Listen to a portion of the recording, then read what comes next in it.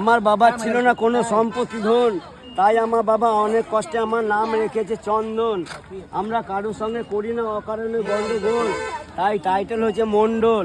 আমি সারাদিন মাছ বিচে চান করে ভাত খাই দুপুরে, বাড়ি হচ্ছে আমার বোলপুরে। যাকে দেখবে পুলিশ করেছে তারা, জেনে নেবে তার বাড়ি হচ্ছে সুরিপাড়া। হায় হায় কি করি, আমার মানি ব্যাগে যা ছিল সব হয়ে গেছে চুরি। আমি আছি এখন বড় চিন্তায়, আমার কাছে টাকা পয়সা যা ছিল ট্রেনের মধ্যে সব হয়ে গেছে চিন্তায়। আমি সব সময় থাকি রসে, তাই একদণ্ড থাকি না চুপচাপ ঘরে বসে।